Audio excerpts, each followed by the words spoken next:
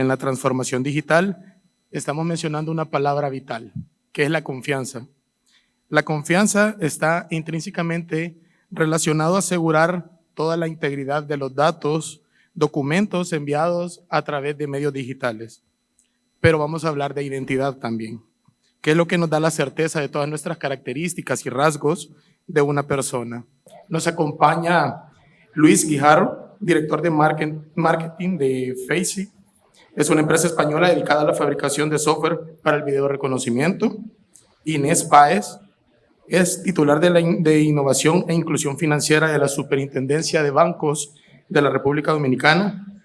Y Santiago Aldana, CEO de Soy Yo, una empresa colombiana que implementa un modelo de gestión de bases de datos fiables para la identidad de personas previamente identificadas y utilizando estos casos en la banca y en las administraciones. Vamos a dar inicio al panel.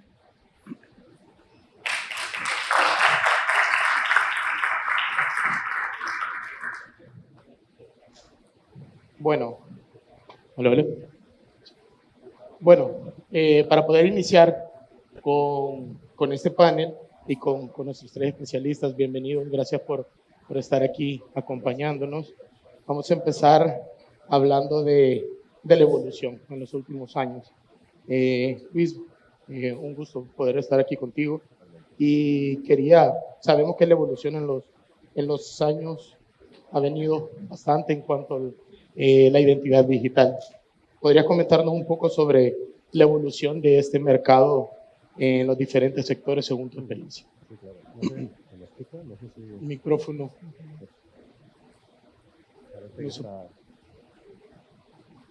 El micro parece que no funciona. ¿Ahora? ¿Hola? ¿Hola? ¿Hola? Sí, ahora sí. Lisa. Bueno, pues nada. Antes que nada, muchísimas gracias por invitarnos. ¿Hola? ¿Hola? Sí, se escucha. Antes que nada, muchas gracias por invitarnos a participar en este panel. Bueno, pues como bien comentabas, nosotros en la empresa llevamos digamos, proponiendo soluciones de identidad digital desde el año 2012 y bueno, pues hemos visto una evolución muy importante en la adopción de este tipo de tecnologías. Sí que es cierto que en nuestra empresa estamos especialmente enfocados en el sector financiero, sector bancario, pero en los últimos años pues se ha visto una gran utilización de este tipo de tecnologías en otros sectores, como pueden ser aerolíneas, como pueden ser seguros, hospitales, eventos deportivos y otro tipo de verticales. Si yo tuviera que decir, yo recuerdo cuando nosotros empezábamos a hablar con el sistema bancario aquí en Latinoamérica, había cierta preocupación, porque nosotros lo que ofrecíamos, por ejemplo, eran soluciones de biometría facial y recuerdo que los bancos pues tenían gran duda en el sentido de decir, bueno, viene una tecnología disruptiva donde yo voy a poder tener un usuario entrando a mis sistemas, incluso accediendo a cuentas, haciendo transacciones solo con la cara. Y esto cuando en los teléfonos ni siquiera había Face ID de Apple, no existía. Por ejemplo, los terminales de verificación de huella digital aún no estaban tampoco.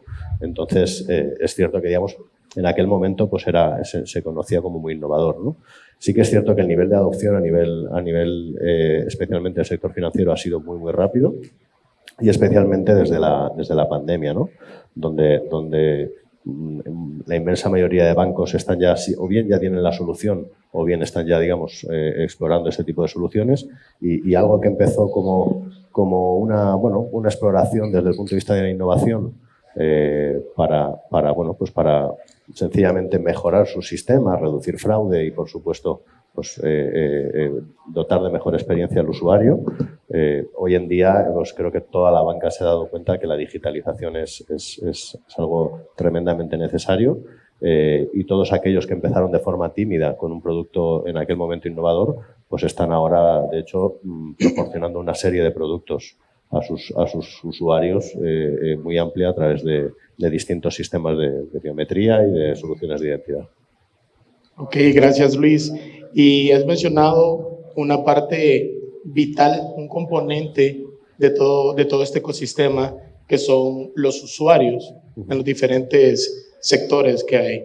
Mencionabas también el sector financiero y pues tenemos aquí a Inés, quien nos viene a comentar también, ya ahondando en el sector financiero como superintendencia de bancos en República Dominicana. Pasándonos al lado de banco, Inés, ¿cuáles consideran que son esos objetivos tanto estratégicos de mercado que se persiguen con la regulación aquí en Dominicana del onboarding digital? Sí, en la planeación estratégica de la Superintendencia de Bancos, dentro, digamos, de todos los ejes que se contemplan, pues hay tres principales que son los que tomamos en cuenta para la normativa de onboarding digital, que son precisamente la digitalización, innovación y nuevas tecnologías, la inclusión financiera y bancarización y la protección y salud financiera de los usuarios. Entonces, de cara a eso, pues fue que nosotros, digamos que no fue solamente esa normativa aislada, sino que veníamos ya pues en un proceso de digitalización y ese fue pues digamos que uno de los hitos. Lo primero que nosotros hicimos fue tomar la firma electrónica a lo interno de la superintendencia. O sea, digamos, trabajamos a nivel de todas las áreas y de cara también a las entidades, tanto nosotros poder enviarles documentación firmada de manera electrónica como recibirla de parte de ellas. Eso fue como nosotros, ¿verdad?, poniendo como el ejemplo de que confiábamos en la firma electrónica y que la íbamos a empezar pues digamos, a masificar. Y entonces después también hubo otra etapa previa que fue pues en un instructivo de debida diligencia donde se trabajó lo que era el eKYC o la debida diligencia no presencial. Entonces ya luego sí salimos con el proceso de onboarding digital para que las entidades ya pudieran adoptarlo de cara a su relación con los clientes. Entonces, pues como te digo, venimos corriendo ese proceso poco a poco y entonces la circular de onboarding digital vino pues a culminar ese proceso, pero ya en un conjunto de acciones que se venían dando. Otra de las acciones también fue pues una cuenta básica, tanto de ahorro como de nómina, que pues las entidades tienen la opción de poder abrirla de manera remota y entonces el onboarding pues viene a complementar pues todas esas acciones que se venían dando. Y por eso entendemos que pues ha sido un gran paso. Hemos visto también las estadísticas de cómo viene el mercado pues desarrollándose y según vemos hay un 30% todavía de transacciones que se dan en la sucursal, pero ya todas las transacciones están migrando a canales digitales, entonces se ve la necesidad de que tú también puedas hacer ese abordaje del cliente pues de manera digital a través de esos canales. Entonces, eso es lo que estamos permitiendo. Incluso ahí, pues, lo que se le pide a las entidades, a los bancos, es que no solamente vean la incorporación del cliente, sino también todo el proceso de reclamación y el proceso de cancelación, porque son clientes que ya están adaptados a los canales digitales. De hecho, recientemente sacamos un ranking, un documento de cómo va la digitalización en la banca dominicana y ya se evidencia, o sea, le preguntamos, ¿cuándo fue la última vez que fuiste a una sucursal? Y hay un 12% que dice que tiene más de 5 meses sin ir a una sucursal y un 18% que tiene más de un mes sin ir a una sucursal. Es decir, que si tú sumas, tienes un 30% de clientes que están utilizando todos los canales digitales de manera recurrente. Entonces, esa ida ya, o sea, el poder abrir los canales digitales para el onboarding, pues ya era algo que el mercado, digamos, lo estaba esperando. Gracias, Inés. Y lo que mencionaba, vemos que hay mucha aceptación, ver esos números, poder decir, tengo tanto tiempo de no ir a una sucursal bancaria, pues ya nos quita y nos hace la vida mucho más fácil. Pero también, yéndonos ya a otro sector que es muy importante, así como la banca, vamos a hablar de otros sectores también para lo que nos puede servir onboarding. Y para esto quería consultarle a Santiago. ¿Nos puede contar un poco sobre Soy Yo en Colombia? ¿Qué es Soy Yo? Bueno, tal vez déjame arrancar. Vemos varias tendencias que están dándose en el mundo. Hablábamos aquí de varias de ellas. Una hay una tendencia muy fuerte en digitalización, cómo se va a un proceso digital más fuerte. De la mano del proceso de digitalización va un crecimiento del fraude muy grande. Y otros frentes como la información, donde la persona es la dueña de su información, empieza a tener unas tendencias en mundos de open banking, finanzas abiertas, open data, que el usuario es el dueño de su información y esa información le puede servir para tener mejor acceso y mejor transaccionalidad con múltiples sectores. Puede autenticarse, puede decir que sí soy, yo soy quien digo ser y por favor comparta esta información mía que está acá con otra entidad. Y esas tres tendencias marcan unas oportunidades muy grandes para poder crear una plataforma en todos estos sentidos. Lo que buscamos nosotros en Soy Yo es crear una plataforma donde por un lado el usuario, la persona, tenga su identidad, cree su identidad, un primer proceso que es verificar identidad, verificar quién es la persona.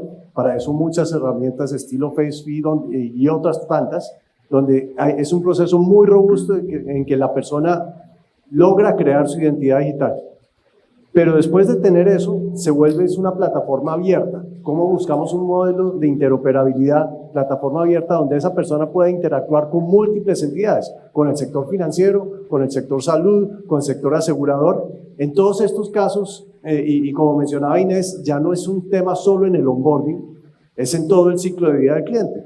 Ese journey del cliente donde en diferentes momentos, sea una cancelación, un aumento de cupo, una reclamación de un seguro, en todos ellos la persona pueda decir, este soy yo soy quien digo ser. Lo que hacemos entonces es que después que la persona creó su identidad, exponemos múltiples mecanismos de autenticación para que las entidades puedan saber que esa persona sí es quien dice ser. Y en esos múltiples mecanismos de autenticación se logra un proceso de inclusión, se logra un proceso de crecimiento de la población, pero teniendo un consorcio antifraude, donde estamos viendo la identidad no como una situación que sea en un instante en el onboarding, sino una identidad que se va calculando permanentemente, un score de identidad relacionado con un consorcio antifraude. En la medida que esta persona está interactuando con múltiples entidades, tenemos más o menor confianza en esa identidad, en esa persona. Y eso es algo que se busca nivelar la cancha para que el mundo de Open Finance, para que el mundo de Open Data, todo el ecosistema abierto logre capturar las ventajas de un esquema antifraude, y que todos tengamos más confianza en esa interacción.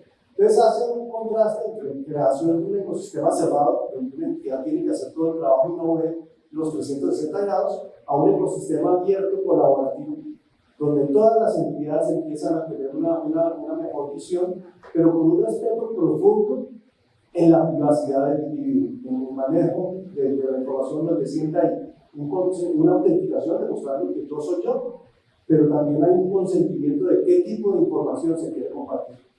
Siendo así, entonces lo que estamos hablando es una plataforma de un ecosistema abierto de entidades, donde se tiene temas de autenticación, de identidad, donde se tiene un consorcio antifraude y donde se tiene una experiencia incluso cercana a temas de medios de pago, donde pagos en tiempo real es un elemento, pero que abre todo ese esquema para todos los sectores que pudieran requerir temas de identidad.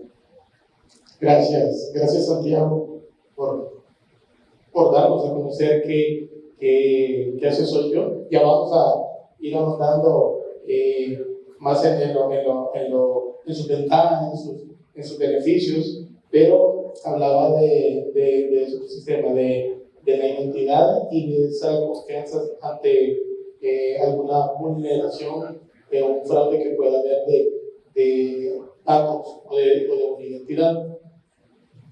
Luis, para Facebook, ¿qué casos de uso considera que han sido ejemplos en los que podamos ver bondades de este onboarding? Bueno, pues a ver, tenemos diversos. Al final, lógicamente nosotros empezamos con el primer caso de uso, que fue la suplantación, digamos, reemplazar el PIN de acceso a cuenta bancaria por biometría facial ya en el 2012. Pero si tuviera que hablar de casos significativos, porque todos estos pues, al final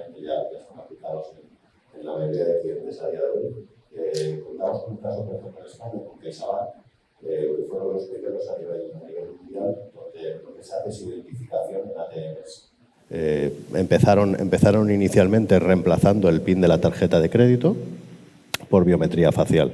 Para todos aquellos usuarios que estuvieran dados de alta en su base de datos, podían acercarse a cualquier ATM, utilizar la tarjeta de crédito y en lugar de tener que usar el PIN para acceder a su cuenta, usaban biometría facial.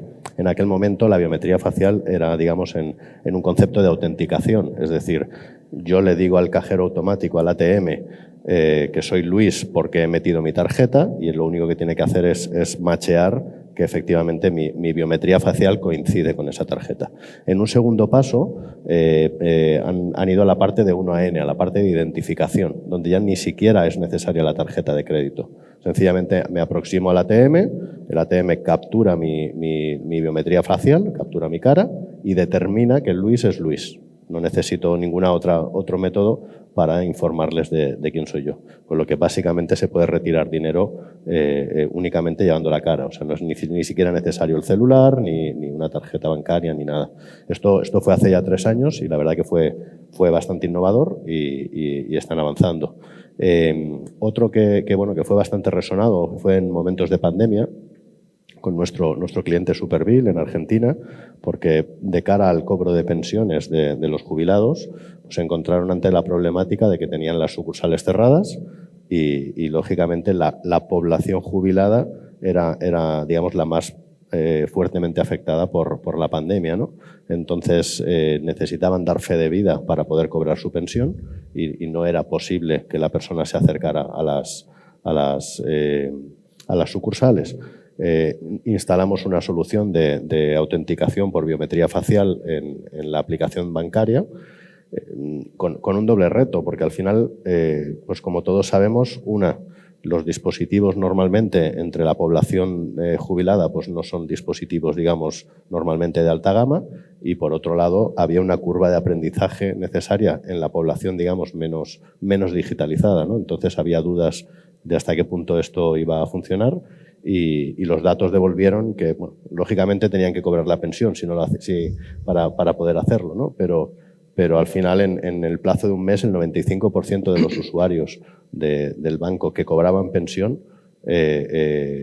funcionaban perfectamente con este sistema de autenticación y de prueba de vida, de fe de vida en sus casas, con lo que lógicamente el usuario no tenía que acercarse a la sucursal bancaria. Se redujo muchísimo el número de fraude porque había gente que ya no estaba y se seguía cobrando la pensión y en aquel momento, digamos, de tensión entre cómo el gobierno consigue que se pague la pensión, cómo el banco consigue hacerlo y cómo el usuario consigue cobrar, pues fue una solución que se desarrolló muy rápidamente y que lógicamente pues tuvo un gran impacto a nivel de la sociedad. Ok, gracias Luis. O sea que ya no hay forma de que le dé mi tarjeta para que vaya a un cajero y saque dinero por mí. La verdad que... creo que algunos están satisfechos con eso. Y en estos casos de uso, se me ocurre ahorita, ¿hay algún sector que tenga casos peculiares fuera de lo común, que no estamos acostumbrados a hablar de banca, de identidad, de firma electrónica? Casos... Bueno, pues tenemos varios. Nosotros trabajamos, por ejemplo, con LATAM Airlines, donde están buscando implantar un sistema donde básicamente el documento queda digitalizado por el usuario y se utiliza biometría facial para autenticación en todos los pasos que el usuario hace en interacción con la aerolínea y con el aeropuerto. Tenemos también otro similar, que es en este caso el AENA, que es el mayor operador de personas a nivel mundial. Cuentan con muchos aeropuertos, todos los aeropuertos de España, algunos en Londres, Marruecos, Brasil y Colombia, donde básicamente el usuario va a poder hacer un onboarding remoto en su casa, presentando documento, biometría facial y a partir de ahí, el día que se acerque al aeropuerto, puede hacer el check-in sin necesidad ni de tarjeta de onboarding, ni de tarjeta de embarque, perdón, ni de documento, con su cara colocar la maleta directamente en check-in y directamente con su cara acceder al avión. con lo que para el usuario mejora en el sentido de que no es necesario el seguir cargando con los documentos ni con la tarjeta de embarque. Los procesos de acceso son mucho más rápidos y bueno, y además tenemos muchísima más certeza de que quien sube al avión pues es quien dice ser, ¿no? Que bueno, al final es muy importante. Otro caso que se me ocurre es uno que hemos hecho recientemente con el Valencia Club de Fútbol en España, que bueno, básicamente ahora ya se puede acceder al estadio también utilizando biometría facial y no es necesario ni siquiera llevar el ticket ni el abono para el acceso ni nada. Y uno muy curioso, tenemos desarrollado con una Smart City en Corea.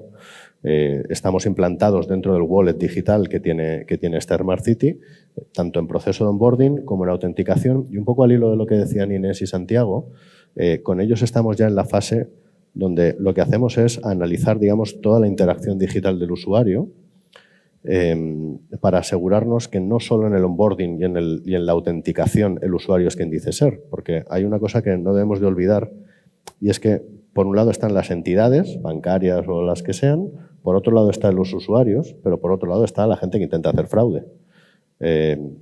Está muy bien que yo digitalmente identifique a un usuario en el momento del onboarding o que lo identifique en el momento del login, digamos, del acceso. Pero ¿qué ocurre? Por poner un ejemplo muy claro, ¿qué ocurre si yo he realizado una autenticación, he accedido a mi solución bancaria y alguien toma mi teléfono y realiza una transferencia con mi teléfono? No vamos a poder certificarlo, ¿no? Nosotros lo que hemos hecho es un acercamiento 360 a través de distintas biometrías para, digamos, poder securizar onboarding, login, todo el momento de transacción a través de biometría de comportamiento. Determinamos por la manera en la que la persona coge el celular, lo mueve, cómo tipea, desde qué red se conecta a qué teléfono, digamos, toda la parte de seguridad. Esto nos ha permitido en esta Smart City que comentaba en Corea, nos hemos instalado dentro de su wallet, de manera que cualquier usuario digamos, de la isla, en este caso, cualquier persona de la población en la isla, puede hacer uso de cualquier servicio a través de biometría facial.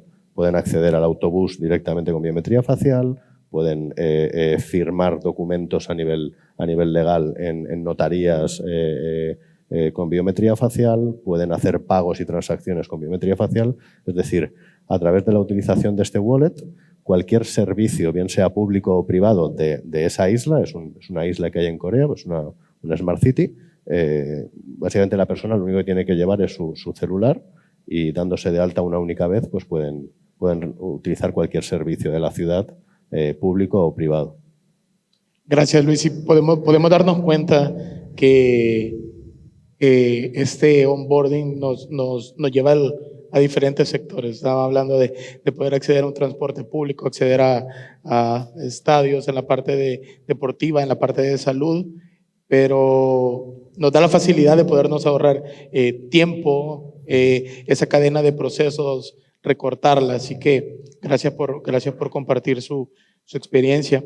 Regresando a otro sector que sí nos mueve, el sector financiero, aquí en República Dominicana, Inés, ¿cuáles son los aspectos de seguridad que han tomado en cuenta para regular este tema de la identificación y la gestión de la identidad?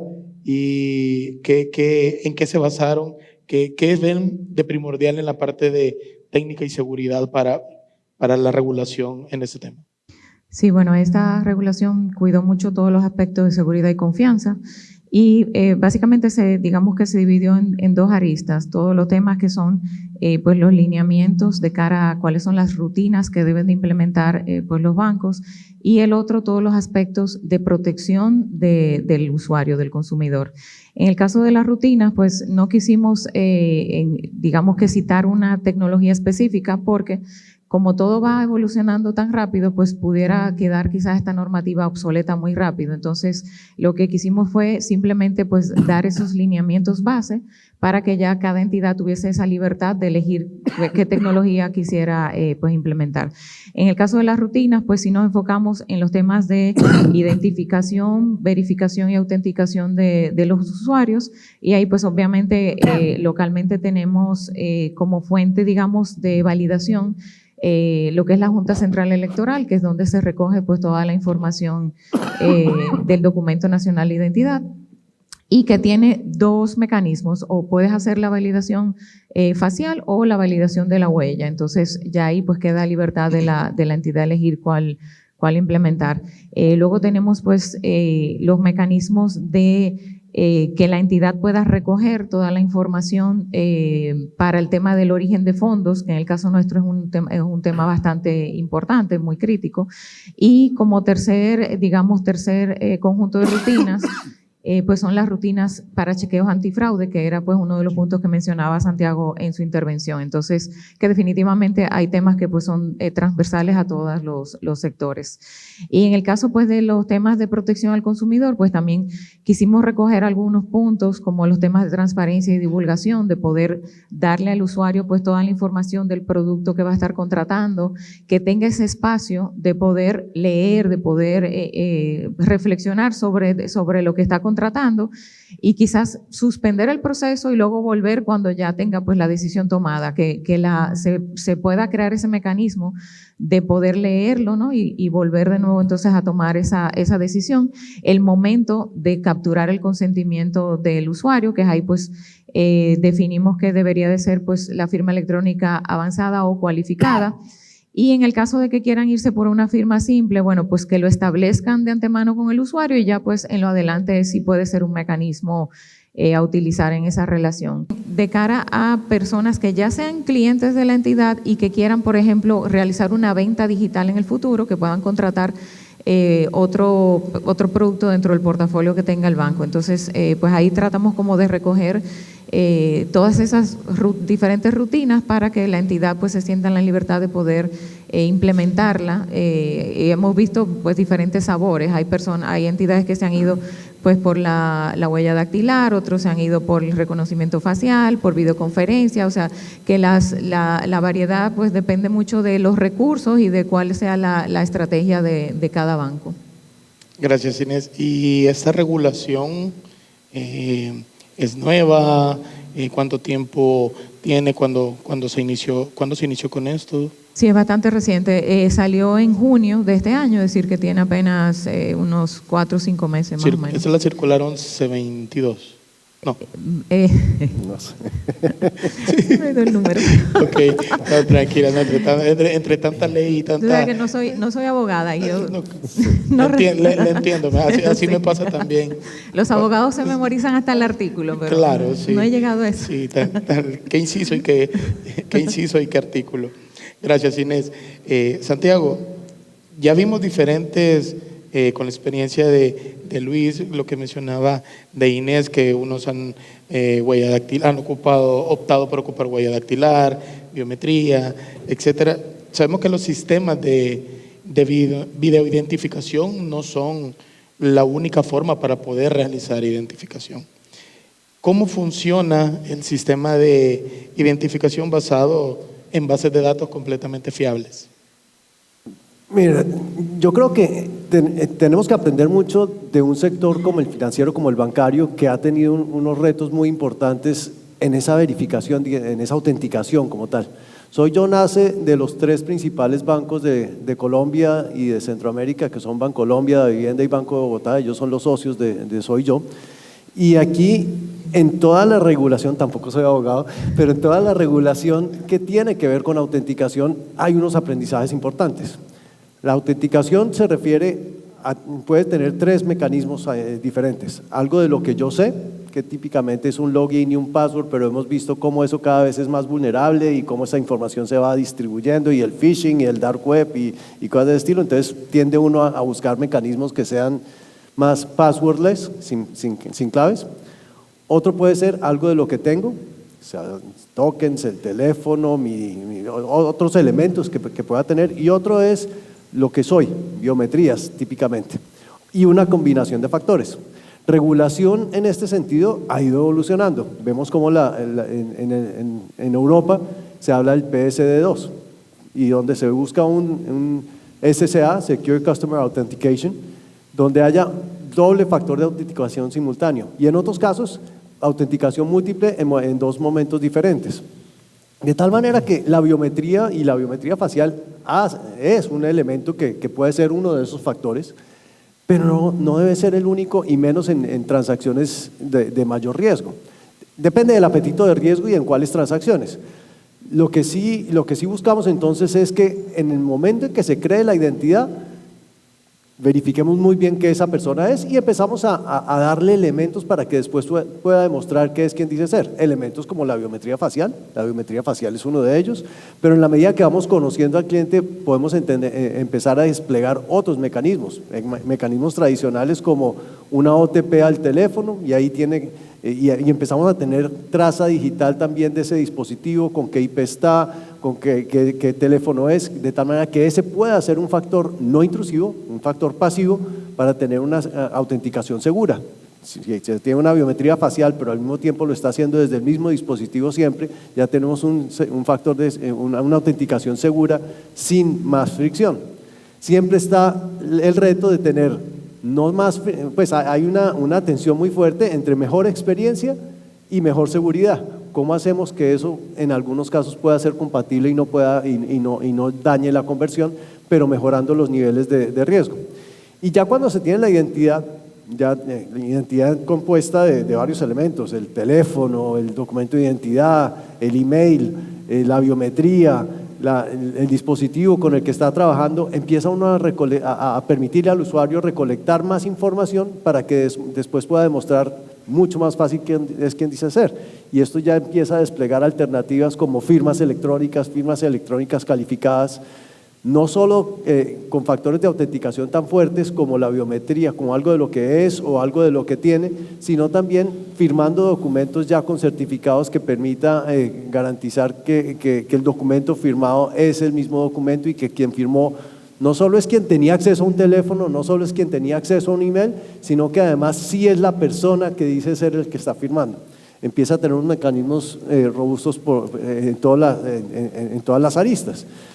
De tal manera que lo que se busca es cómo empezamos a desplegar múltiples factores de autenticación con mejor experiencia en todo lo largo del journey del cliente, en toda su relación, no solo con el sector financiero, del cual aprendemos muchísimo, sino que se pueda nivelar para un mundo de open data con todo el resto de sectores. Gracias, Santiago. Mencionabas múltiples factores de autenticación. Eso nos lleva también a tener sistemas robustos en la parte de seguridad. Y en esa parte, Luis, quisiera que nos comentaras cuáles consideras que son los principales aspectos de seguridad que hay que tomar en cuenta y comentarnos también del caso de Facebook que han tomado en cuenta en cuanto a la seguridad y sistemas robustos para estas autenticaciones. Bueno, al final, como comentaba antes, digamos, hay que tener varios jugadores en cuenta, ¿no? Lógicamente el usuario y luego, por otro lado, digamos, la gente que está intentando cometer fraude, que puede ser el propio usuario o pueden ser terceras personas. En un proceso habitual de onboarding, como todos sabemos, normalmente consta de la parte de documento, la parte de la persona, como bien decía Santiago, en la parte, digamos, de un onboarding a través de biometría facial. Y luego existe la verificación continua, que puede ser activa o pasiva, o bien con segundos sistemas de autenticación, o bien, como comentaba antes, con la propia biometría de comportamiento. Lógicamente, para nosotros, uno de los principales puntos de fricción es la parte del documento, puesto que contamos, digamos, empresas como la nuestra que trabaja en múltiples países, tienes que tener en cuenta múltiples legislaciones, pero sobre todo múltiples documentos. Poniendo, por ejemplo, el caso de los gestores de aeropuertos, nosotros tenemos que ser capaces de identificar el fraude en cualquier documento de cualquier país, porque el aeropuerto no controla de dónde le llegan las personas, ¿no? Entonces, en la parte de documento pues se aplican sistemas de seguridad, digamos, muy fuertes.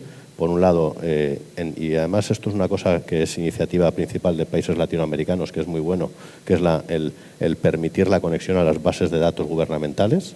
Y yo creo que aquí en esto, por ejemplo, Europa tendría mucho que aprender de países latinoamericanos. En ese proceso de onboarding permite conectar con la base de datos directamente y certificar que efectivamente el documento que la persona está intentando utilizar para verificarse es válido. Pero vamos más allá. Contamos con algoritmos automáticos que lo que hacen es verificar, digamos, que el documento que se nos está presentando coincide exactamente con lo que tiene que ser desde un punto de vista de estándar gubernamental y que no ha habido fraude ni manipulación de ningún tipo.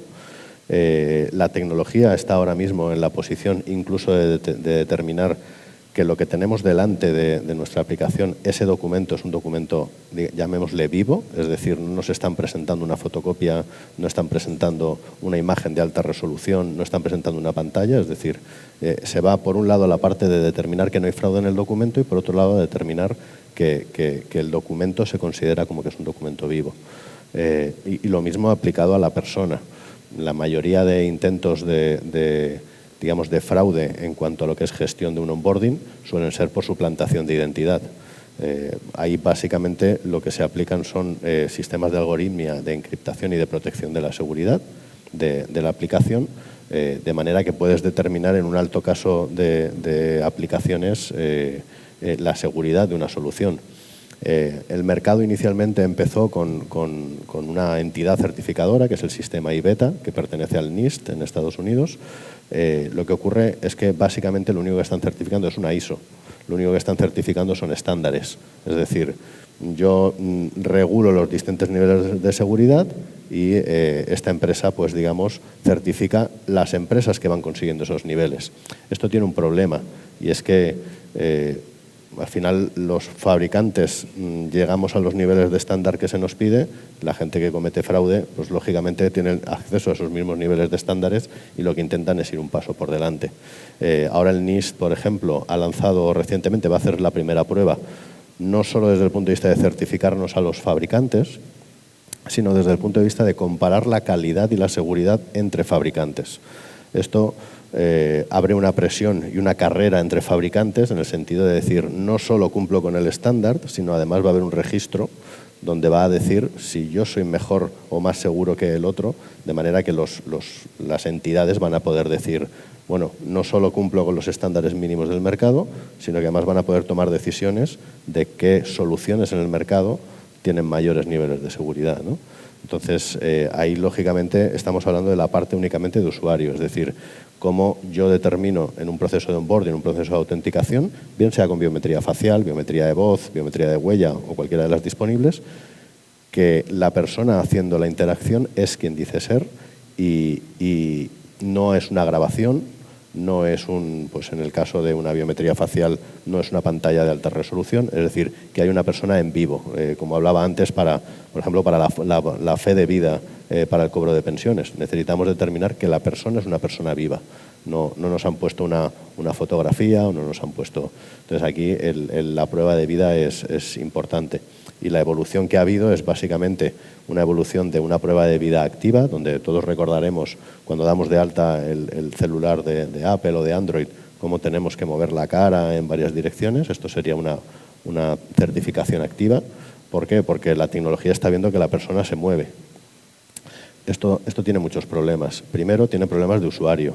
Hay usuarios que no tienen toda la capacidad de seguir esas instrucciones. Al final, la tecnología la usa gente con 16 años y gente con 90. Y luego, por otro lado, desde el punto de vista de fraude, es mucho más fácil cometer fraude si yo sé que el dispositivo me va a pedir girar la cabeza en 360 grados. Actualmente, el estándar es el estándar de prueba de vida pasiva, lo que se llama el liveness pasivo, y permite que la persona que está cometiendo fraude no sabe qué parámetros está tomando la tecnología para determinar que hay una persona viva. Entonces, bueno, al final de lo que se trata es de aplicar en los distintos pasos los niveles de seguridad disponibles. Y luego ya, y por acabar un poco la pregunta, bueno, el siguiente nivel o la siguiente frontera donde entendemos que va a ir la identidad digital es en la adopción de identidades digitales por parte de los gobiernos.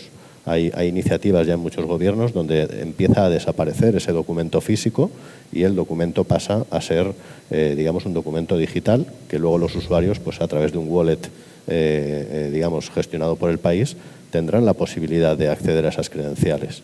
Este creo que es un paso muy importante porque eliminamos, al final, creo que hablábamos ayer, no todos los documentos a nivel mundial tienen los mismos niveles de seguridad. Hay documentos en países que el documento es básicamente un trozo de papel, ni siquiera plastificado, donde al final pues cometer fraude es más fácil. Entonces, bueno, pues no solo desde el lado de fabricantes, las propias instituciones gubernamentales están trabajando en mejorar esa seguridad de los usuarios, de sus ciudadanos y de los sistemas que se utilizan. Muy importante lo que menciona Luis, porque no solo corresponde a las empresas, al área privada poder desarrollar ese tipo de herramientas, sino también al sector gubernamental en poder brindar y dar herramientas en cuanto a los documentos de identidad para que pueda haber una mayor robustez o para que le cueste a la persona que quiera hacer un fraude poder, valga la redundancia, hacerlo. Y muy importante, ya que tocaba este tema, porque Inés nos comentaba los aspectos de seguridad que tomaron en cuenta en la regulación aquí en República Dominicana. Y desde el punto de vista de la inclusión financiera, Inés, ¿qué retos o qué ha ocurrido hasta el momento en cuanto a seguridad? O más bien también qué pasos o qué espera que pase en la inclusión financiera en cuanto a la gestión de la identidad digital aquí en República Dominicana. Sí, mira, como te comenté, la circular, ya me acordé, es la 01122, que es bastante reciente, salió en junio, y sí, ya hemos visto que hay varias entidades que están, pues, que venían en proceso, y pues esto los ha ayudado pues a salir ya con sus procesos de onboarding. Y de hecho, este es un tema, hay algunos instrumentos que son de riesgo bajo, que son que tienen una diligencia simplificada, entonces que ya pues habían venido trabajando pues los temas de onboarding desde hace ya bastante tiempo y sí entendemos que favorece la inclusión financiera. De hecho, nosotros, la Superintendencia de Bancos es parte de lo que es la Alianza para la Inclusión Financiera, que precisamente es una de las cosas que empuja es precisamente el onboarding digital, porque cree firmemente en que puede favorecer la inclusión financiera, a pesar de que somos pues países con bajos niveles de digitalización, de alfabetización digital, pero sí existen mecanismos como por ejemplo en la India, que se ha desarrollado todo lo que es la biometría del iris, donde pues a pesar de que la población pues tampoco tiene ese nivel de digitalización, sí han podido pues empezar a trabajar con ese sistema, ¿no? con el iris, y han podido incluir una cantidad considerable de la población. Entonces sí lo vemos que pudiera favorecer, y de hecho es parte, el onboarding digital lo vimos dentro de lo que es la Estrategia Nacional de Inclusión Financiera, es una de las iniciativas que debíamos de contemplar, y pues sí vemos que va a ser un mecanismo bastante útil. Y no solo para los nativos digitales, sino también para poblaciones que puedan estar un poquito, remotas y que no tengan quizás un punto de acceso bancario cercano, que puedan entonces utilizar pues un mecanismo digital para poder crear su cuenta. Porque a pesar de que quizás esté en un lugar remoto, pero sabemos que pues el tema de la telefonía móvil pues tiene un alcance muchísimo más grande que el que tiene el sector financiero, lamentablemente, pero sí nos sirve pues para poder apalancarnos y poder entonces crear esas herramientas a nivel de los canales digitales para que esas personas que viven pues en poblaciones remotas puedan entonces también acceder al sistema financiero. Y ahí me voy a otra dimensión de lo que es la inclusión financiera, o sea, no solo el acceso, sino también de cara a lo que es la calidad del servicio. Nosotros como superintendencia pues hemos creado a nivel de la Oficina de Protección al Usuario, creamos una aplicación móvil, de manera que los usuarios puedan entrar ahí, si por ejemplo tienen cualquier tema con su banco o su entidad financiera, que quieran elevar esa reclamación, lo pueden hacer a través de esa aplicación, sin tener que ir a una de nuestras oficinas de manera presencial, pueden elevar sus reclamaciones, quejas, denuncias o cualquier tema que tengan a través de esa aplicación móvil, y pueden también hacer pues consulta de su historial crediticio y de otras informaciones que le brindamos a través de ese canal, que precisamente tiene un onboarding digital. Tiene un onboarding digital bastante robusto, donde nosotros pues cuidamos mucho no solo los temas de seguridad, porque ahí le estamos compartiendo data muy sensible del usuario, sino también pues que tenga una experiencia de uso pues bastante sencilla. Entonces cuidamos mucho todos esos aspectos y poco a poco hemos ido integrando o seguimos integrando, porque no la damos por concluida, más funcionalidades para los usuarios, de manera que pues ahí pues tengan esa dimensión de calidad a nivel de lo que es la inclusión financiera, la tengan cubierta también a través de nuestra aplicación. Es decir, que de parte del gobierno pues también estamos ofreciendo ese beneficio a los usuarios financieros. ¿Y esos pasos que menciona que han dado, en cuánto tiempo ha sido? ¿Perdón? ¿En cuánto tiempo han sido estos pasos que han dado? Bueno, la aplicación tiene ya un año, ya tenemos más de 100,000 usuarios registrados, es decir que sí, ya hemos visto pues un impacto considerable, y también a través de esa aplicación pues le ofrecemos la consulta de cuentas inactivas y abandonadas, que ha sido pues algo también bastante innovador en ese sentido, y hay muchas personas que han podido encontrar un dinerito que tenían ahí que ni se acordaban que estaba, y entonces han podido recuperarlo, cosa que también es pues bastante importante. Perfecto, gracias. Gracias, Inés. Ahora bien, Santiago, ¿qué ventajas provee Soy Yo? Y al hablar de ventajas, ¿qué mercados han abierto, o qué mercados o qué sectores lo han aplicado o nos puede abrir? Sí, estaba oyendo la conversación ahorita y en torno a esta pregunta, parte del esquema acá es que se tiene una plataforma abierta, que tiene dos lados. Por un lado tiene un servicio directo a los usuarios, una billetera, una aplicación, es una aplicación que puede bajar y puede tener acceso a información. Pero por otro lado, esa identidad que tiene esta persona es interoperable con múltiples entidades. Y oyendo a Inés aquí en lo que mencionaba ahorita, creo que hay unos elementos comunes que pueden tener una ventaja. Dándole estos servicios directos al usuario, estamos haciendo temas similares. Hoy en día le permitimos al usuario crear su identidad y tener ese mecanismo de verificación robusta.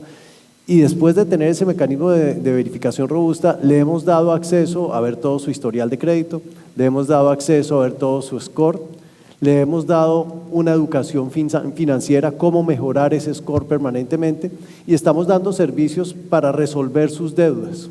Si ya tiene problemas de deudas, cómo puede ir mejorando y negociar y consolidar y tener un mejor trabajo financiero en esa relación. Entonces tiene por un lado una parte de educación financiera, de inclusión, de profundización. Por otro lado, el mundo del fraude, no creamos que son unas personas aisladas que hacen fraude. Realmente es una estructura organizada, colaborativa, muy eficiente. Para atacar ese tema de fraude, de suplantación, igual tenemos que construir unas fortalezas en ese sentido. ¿Cómo hacemos algo más colaborativo, más eficiente y más integrado? Y ahí es donde la invitación de tener un ecosistema, una plataforma y un ecosistema interoperable y abierto, estamos buscando que entre todos empecemos a tener más visibilidad de esos fraudes de suplantación. Cuando tenemos una persona que hace un fraude de suplantación con una entidad, y no lo vemos cuando lo va a hacer a la otra entidad, además eso es en cuestión de segundos, porque eso es muy ágil. Si abren un hueco de verificación, si ya tienen un hueco, lo empiezan a utilizar en todas las entidades donde puede tener esa relación. Yo creo que esa es una de las ventajas tremendas, y es cómo se crea ese consorcio antifraude donde las entidades también nos dan señales y alarmas de ese fraude, donde utilizamos las tecnologías más robustas de consorcios de colaboración antifraude, tecnologías de talla mundial, y las ponemos a la mano no solo de las grandes corporaciones, sino de todas las empresas pequeñas, medianas, que empiezan a poder ser partícipes en este consorcio antifraude, de tal manera que se vuelva ese ecosistema colaborativo, no solo protegiendo a las entidades, sino a las personas cuando tienen este tipo de elementos. Entonces creo que le da muchísima fuerza tener los dos lados, un tema de colaboración con las entidades, un tema de darle mucha más visibilidad y educación financiera a las personas para que la interacción, de alguna manera lo que estamos es nivelando la cancha y que no tengamos ese sobrecosto en el fraude, sino que reinvertamos todo en un crecimiento de la propuesta de valor. Ahí, Claro. si me permites, para poder agregar a eso que mencionaba Santiago, que yo tengo siempre la discordia, ¿verdad?, de innovación contra los equipos de prevención de lavado. Siempre tenemos pues unos temas. Entonces, me recordé de un tema que nos sucedió con la aplicación precisamente de ProUsuario Digital, y fue que en el momento en que el usuario estaba tratando de hacer el onboarding, muchas veces le fallaba. Entonces, digamos, nosotros que teníamos la información y quizás no es un usuario que quería provocar un fraude, pero sí se daba que pues el ajuste del proceso de onboarding lo tuvimos que ir afinando. Entonces ahí, pues ojo que también hay que cuidar mucho al usuario que no quiere necesariamente hacer un fraude, pero que las aplicaciones o el proceso no está suficientemente personalizado. Entonces, ¿qué nosotros hicimos? Nosotros tenemos dos diferentes procesos de validación de identidad de dos proveedores diferentes, y no obstante eso, si no pasa ninguna de las dos, pues el usuario puede pasar a una videoconferencia, de manera que se valide que realmente esa persona es quien dice ser. ¿Por qué? Porque se nos dio el caso de que a pesar de que bajamos, digamos, el match hasta un 50%, todavía había personas que el documento de identidad era tan antiguo que la persona ya ni siquiera se parecía, ya sea porque adelgazó, engordó, o incluso en el caso de las mujeres se pusieron, pues, por ejemplo, las cejas. Entonces varía mucho y ya no se parecía a esa persona original de ese documento de identidad. Entonces lo que hicimos fue robustecer el proceso de experiencia de usuario, de manera pues que fuera cayendo pues en otro mecanismo, y al final pues pudiéramos ir ajustando ese proceso y que la experiencia del usuario realmente fuera lo más satisfactoria posible, que creo que eso es también uno de los temas que pues debemos de cuidar, cuidarnos del fraude, pero también poder cuidar la experiencia del usuario. Sí, yo en ese tema que también me pusiste a recordar otras cosas. Nosotros tenemos un primer proceso que es esa creación lo que llamo yo la creación de la identidad, y tiene los retos que menciona Inés. Y como tenemos esos retos, lo que consideramos es que tiene que haber múltiples capas y mecanismos para poderlo hacer. Así como mencionaba Inés, tenemos múltiples proveedores para ver ese match, pero no nos quedamos solo en eso. Hay unos procesos que son verificación con documento, y hay unas herramientas muy útiles como FaceFi y otras múltiples que permiten hacer esa verificación de documento, unas mejores para un lado, otras mejores para otro lado, y aún así hay procesos adicionales. Nosotros no hemos bajado el score. Para nosotros bajar el score es algo que buscamos esa verificación de identidad muy alta, pero sí buscamos mecanismos adicionales. Y dentro de esos mecanismos, una de las fortalezas, que era la pregunta que me habías hecho, es tenemos acceso dentro de los socios y dentro de otros jugadores. Ellos regulatoriamente tienen que haber hecho un proceso de KYC muy robusto. Sí.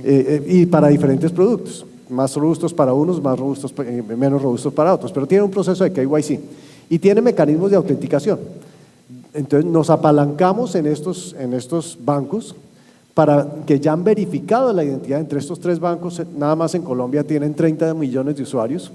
De esos 30 millones de usuarios, ¿cómo buscamos mecanismos de autenticación que si no se puede verificar, si ya es un cliente de ellos y tenemos unos mecanismos de autenticación que nos digan ese sí es Santiago, cómo nos podemos apalancar en eso?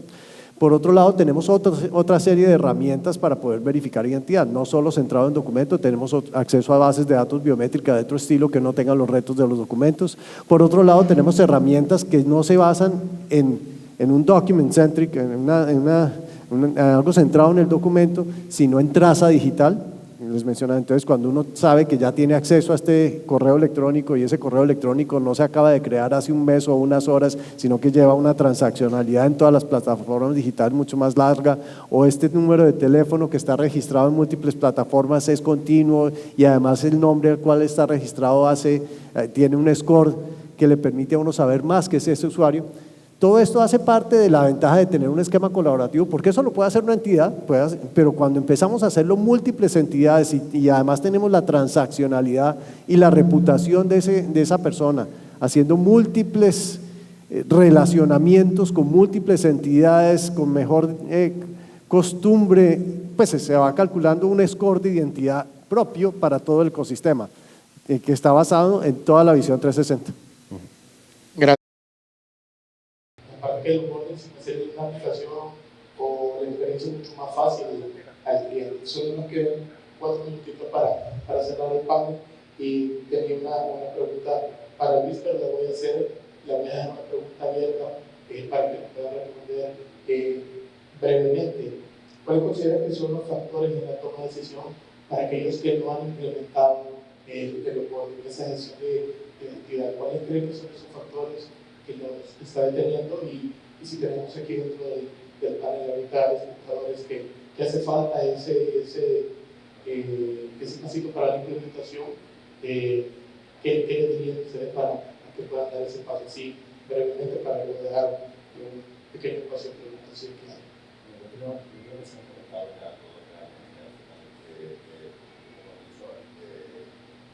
Cualquiera de las entidades siempre tiene que estar en la parte de seguridad, la parte de inclusión, la parte de que todas las personas se puedan acceder a los servicios, y luego dentro de esa parte de inclusión, de accesibilidad, por supuesto, la experiencia de usuario, porque no nos olvidemos que esto abre la puerta y las oportunidades de muchísimos productos, como bien decía incluso del sector bancario, llevar situaciones de la posibilidad de finanzas a sitios remotos, donde no estaban lógicamente las entidades. Uno de los retos principales que existen en el sector es cómo conviven estos sistemas, digamos, de legacy, estos sistemas que las empresas tienen desde hace muchos años, los sistemas mucho más innovadores, porque al final todo tiene que comunicar y hay que cambiar. Cuando una entidad se plantea decir, bueno, vamos a cambiar nuestros sistemas de identidad digital, lógicamente tiene que ser tener la capacidad de interoperar con los sistemas anteriores y es un reto importante para ellos, ¿no? Entonces, desde luego hay una cosa que yo creo que se ha demostrado y es que todos los sistemas actuales de identidad digital, bien sea por biometría, bien sea por otros métodos, lo que traen es lógicamente no solo una reducción de fraude, sino una mejora de costes, porque se pueden optimizar muchísimo los costes con estas soluciones, alcanzar muchísimos más usuarios, alcanzarlos de mejor manera y al final además creo que hay un dato que es muy importante. Nosotros en la empresa tenemos todos los clientes están conectados a nuestros contadores centrales. Lo que nos devuelve es que un dato medio de una tasa de acierto en el proceso de onboarding del 95%. Esto quiere decir personas que arrancan el proceso y personas que lo terminan. Algunos de ellos intentan cometer fraude y otros no. Pero bueno, 9 y medio de cada 10 llegan a realizar el proceso de onboarding. A través de distintos métodos, porque como bien decía Inés, lo importante es yo puedo intentar una biometría facial o verificación central del documento, pero puede ser que no ocurra y tengo que dar otra biometría, otros sistemas, videoasistencia, etc. Al final, para cualquier entidad, un usuario es la base de su negocio.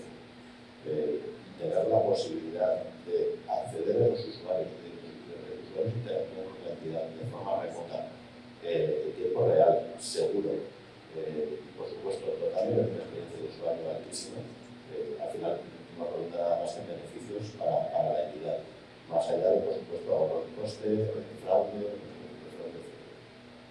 Gracias, Luis.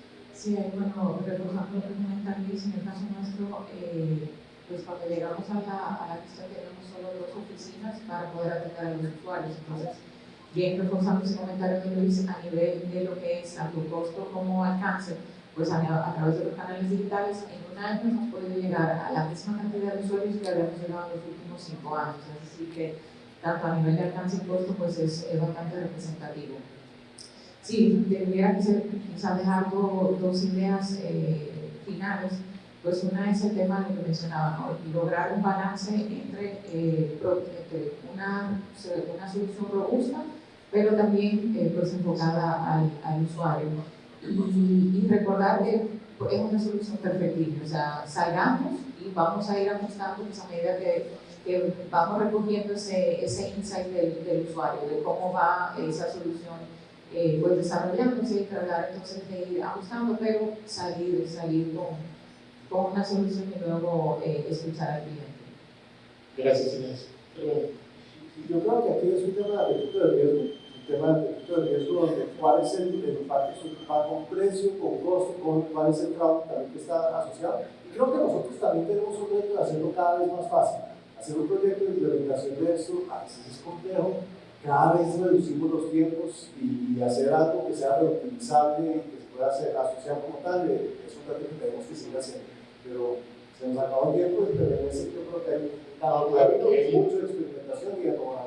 Mucho camino, mucha tela por cortar. Creo que para cerrar, la accesibilidad creo que es un factor muy importante para la toma de decisiones y que también nosotros como usuarios no perdamos ese miedo. Creo que aquí lo que usamos en este panel, no nos cuesta mucho decir, no tenemos miedo de utilizar esas herramientas tecnológicas, pero en el día a día nos encontramos con personas, con usuarios que tienen miedo a identificarse, que tienen miedo a interactuar con un equipo. Entonces, eso de la accesibilidad a tratar de derribar esa barrera. Así que muchas gracias, Santiago, Inés, Luis, por su experiencia, por su conocimiento. Esperamos que haya sido el gusto de todos los aquí presentes y pues estamos cerrando este panel.